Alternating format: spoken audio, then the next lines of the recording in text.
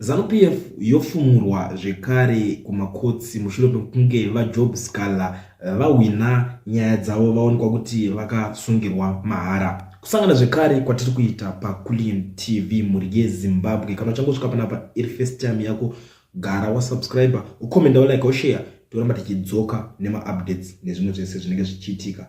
Nyaya iya yazoenda zvekare kumatare edzimhosva, apo tiri kuona vajob scala vachienda kumatare edzimhosva vachino apila for nyaya dzavo, vachinotaurwa navo ndekumatare edzimhosva, asi vaonekwa kunzi havana mhosva, ende mutemo wacho wakunzi vaisungirwa nyaya iyo zvakanzi hauwanike mubumbiro remutemo weZimbabwe. Saka kureva kuti vakasungirwa mahara, zvekutonzi pakangoshandiswawo advantage yevanhu vakavasungisa. Ivo vajob scala vacho vari kuzobudawo vachitaura vachiti, for 595 days I was thrown into solitary confinement, shackled in chains like a terrorist, and suffered the most horrible abuse any person can be put under by criminal regime in Harare for allegedly inciting public violence to revenge the gruesome murder for more Blessing Ali. I told all who cared to listen to me that I did not commit any crime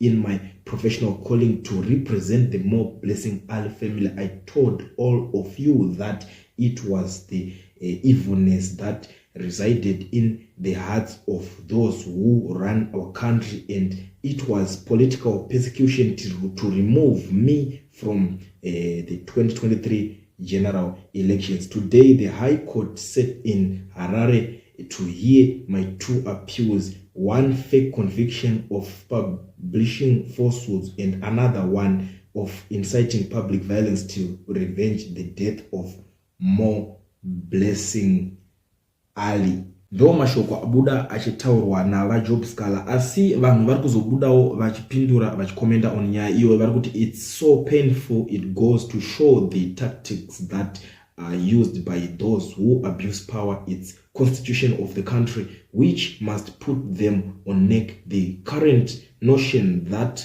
the constitution was designed to control the masses when they want to speak out is wrong. Mungo arguti, can't you sue the court?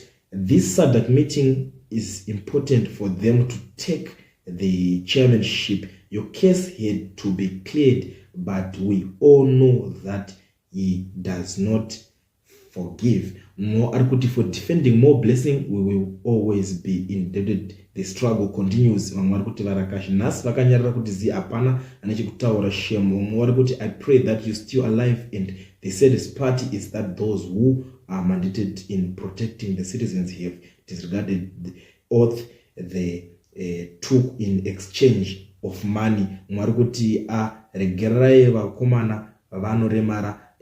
Asi tiri kuzoonawo bato reZanuPf pane vachitaurawo nyaya iyi